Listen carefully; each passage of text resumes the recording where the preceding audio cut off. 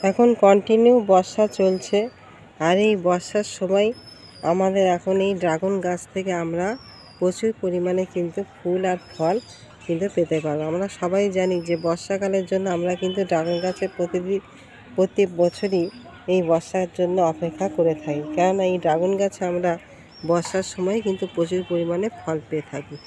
আর এই ফল যাতে আমাদের সুন্দর হয়, ভালো হয় এবং প্রচুর পরিমাণে যাতে আমরা ফল পেতে পারি এইসব গাছগুলো থেকে, তার জন্য কিন্তু আমাদের বিশেষ কিছু খাবার, বিশেষ কিছু পরিচর্যা এই সময় কিন্তু আমাদের সেরে ফেলতে হবে, না তো কিন্তু আমরা ভালো ফল এর থেকে কিন্তু পেতে পারবো না।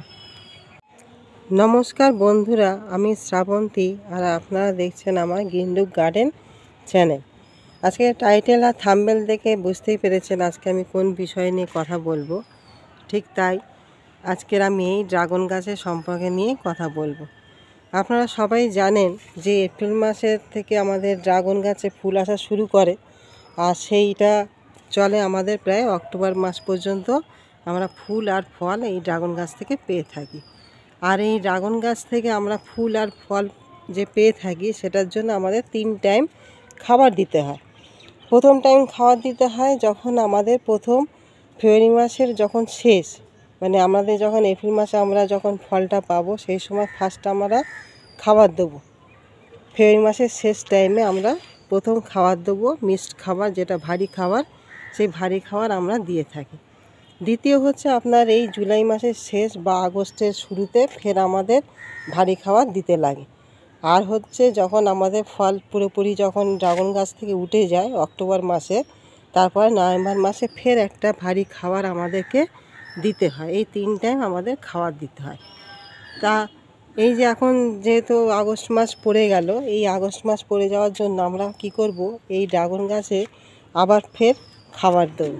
কেননা এই যে দেখতে পাচ্ছেন, এই যে নতুন যে ফলের যে মানে কুঁড়িগুলো এসছে, এই কুঁড়িগুলো কি করবে না, আরও ম্যাচিওর হবে, পরিপুষ্ট হবে এবং ফলটাকে ধরে রাখার ক্ষমতা রাখবে। তার জন্য কিন্তু আমাদের আগে যে খাবারটা দিয়েছিলাম, সেই খাবার কিন্তু অনেকটাই সে গ্রহণ করে নিয়েছে। এখন তার সেই খাবার পরিমাণটা অনেকটাই কিন্তু কমে গেছে। এখন এই ফুল ফলগুলো ধরে রাখার জন্য তাকে কিন্তু আবার নতুন করে ফের কিন্তু খাবার প্রদান করতে হবে। না হলে কিন্তু এই যে ফুল ফলগুলো হচ্ছে, আসছে যে নতুন কুঁড়িগুলো, এগুলো কিন্তু ছোট অবস্থায় হলুদ হয়ে পড়ে যাবে। আর যদি বা ফল দাঁড়ায়, খুব ছোট হবে, ফলের সাইজও ছোট হবে, ফলের মানে কাঠামোটাও ভালো হবে না, মিষ্টতাও ভালো হবে না, ফলের সাইজও ভালো হবে না। সেই জন্য আমরা কী করবো, এই সময় কিন্তু ফের একটা ভারী খাবার দেবো, যাতে আমাদের কিন্তু নাইট্রোজেনের পরিমাণ আমরা একদমই দেবো না।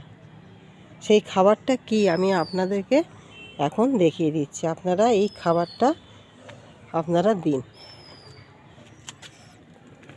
এখানে দেখতে পাচ্ছেন, এইটা হচ্ছে সবথেকে আমাদের ড্রাগন গাছের হচ্ছে প্রিয় খাবার। আপনারা হয়তো অনেকেই নাও পেতে পারেন, চেষ্টা করবেন, যদি পান খুবই ভালো। এটা হচ্ছে আমাদের যে মুরগির পোলট্রি যে থাকে, সেই মুরগির লিটার, সেই মুরগির লিটার, এই মুরগির লিটার কিন্তু মানে ড্রাগন গাছ খুবই পছন্দ করে। এটা সেই মুরগির লিটার। আপনারা যদি কোথা থেকে জোগাড় করতে পারেন তো খুবই ভালো, আর যদি নাও পারেন তাহলে আপনারা ভার্মি কম্পোস্ট দেবেন। আর এইটা যেটা দেখছেন, এটা হচ্ছে লেদার মিল। এই লেদার মিল আপনারা সবাই জানেন চামড়া সার খুবই ভালো একটা মানে খাদ্য। আর এটা হচ্ছে আপনার আমাদের জিঙ্ক অফ সালফেট, যেটা সেই জিঙ্ক আমাদের ফলটা ধরে রাখা, ফলটাকে সুন্দর গঠন তৈরি করার জন্য কিন্তু এই জিঙ্ক সালফেটটা খুবই কার্যকর।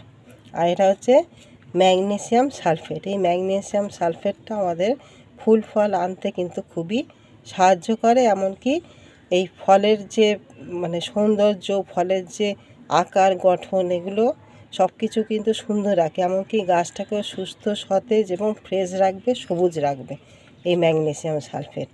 আমরা কি করব, এখন নাইট্রোজেনযুক্ত যে খাবারগুলো, যেমন শিমকুচিতে প্রচুর নাইট্রোজেন থাকে, সর্ষের খোলে থাকে, এগুলো এখন এই সময় দেব না। আমরা চেষ্টা করব যে এই সব খাবার দেবো। আর এর সঙ্গে আমি এখানে নিই আপনারা যে লাল পটাশ থাকে, সেই লাল পটাশ আপনারা কিছুটা পরিমাণ, আমি যেহেতু খুব একটা লাল পটাশটা ব্যবহার করি না, সেই জন্য লাল পটাশ যদি আপনারা ব্যবহার করতে চান, আপনারা 1 চামচ মতন লাল পটাশ নেবেন। আর যদি 0050 যদি স্প্রে করতে পারেন, 0050ও স্প্রে করতে পারেন, যে 1 লিটার জলে 2 গ্রাম দিয়ে স্প্রে করে দিতে পারেন। আর সবথেকে ভালো হয় যেটা আমি করি সেটা হচ্ছে আমাদের জৈব উপায়, এই হচ্ছে কলার খোসা। এই কলার খোসা কিন্তু খুবই ভালো। লাল পটাশ বলুন বা 0050 বলুন, তাদের থেকে আমি বলবো এই যে কলার খোসা, কিচ্ছু করতে হবে না। এই কলার খোসাটা 2-4 দিন আপনারা একটুখানি শুকনো করে নেবেন, করে ছোটো ছোটো ছোটো ছোটো করে কেটে আর এই মাটির গোড়াতে সব দিয়ে দেবেন, দিয়ে আর মাটি চাপা দিয়ে দেবেন। তাতে দেখবেন অসংখ্য পরিমাণে প্রচুর ফুল আসবে। আমি সবসময় এরকম এই কলার খোসাটাই আপনাদেরকে বলবো, আপনারা এই কলার খোসা দিন। তাতে দেখবেন আপনার ওই লাল পটাশ বলুন আর 0050 বলুন, এই দুটো না দিলেও আপনাদের চলবে। আর যদি আপনারা দিতে চান দিতে পারেন। এটাকে কী করবো, আমরা ভালো করে মিশিয়ে নেব।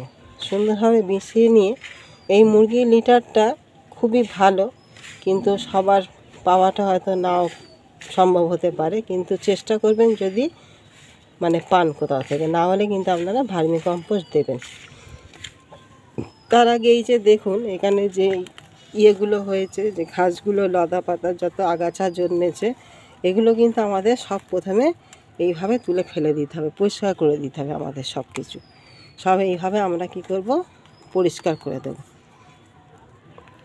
এইভাবে সব কিছু কিন্তু পরিষ্কার। আমাদের যত এইসব আগাছা থাকবে তত কিন্তু গাছের ক্ষতি। আমাদের বর্ষাকালে কী হয়, যতই আমরা তুলি না কেন আবার নতুন করে ফের চলে আসে, কিন্তু আমাদের এটা সবসময় লক্ষ্য রাখতে হবে, এই আগাছাগুলো যেন না থাকে। আগাছাগুলো থাকা মানে গাছের ক্ষতি। এই আগাছা তুলে নেওয়ার পরে আপনারা এরকম ধার বরাবর, এই ধার বরাবর এরকমভাবে দিয়ে দেবেন।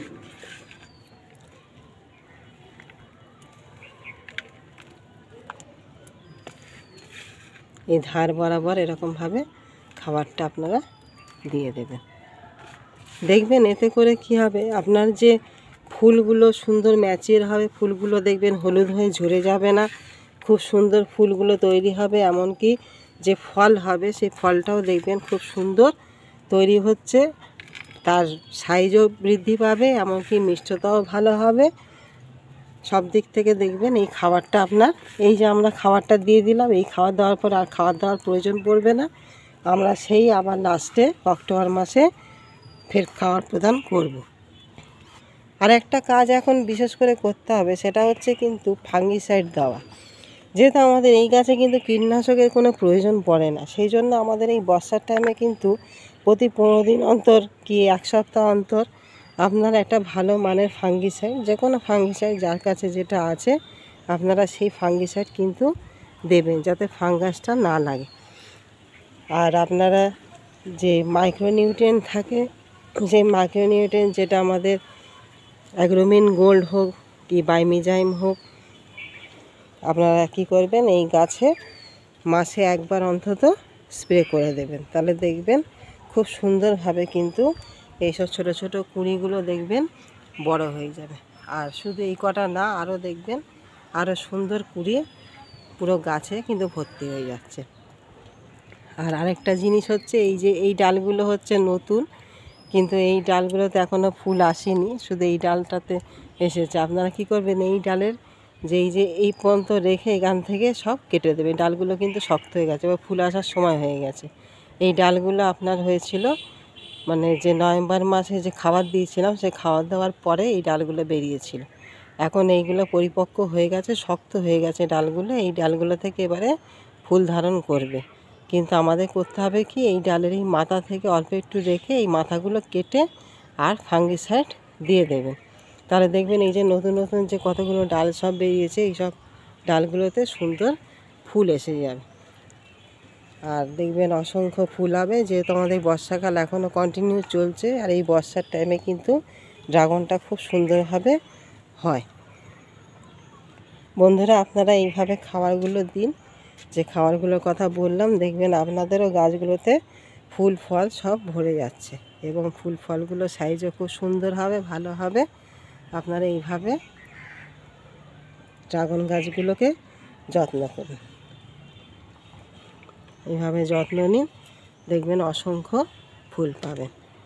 বন্ধুরা, আমার এই ভিডিওটা আপনাদের কেমন লাগলো প্লিজ জানাবেন, আর শেয়ার করবেন আর একটা সাবস্ক্রাইব করতে ভুলবেন না। নমস্কার।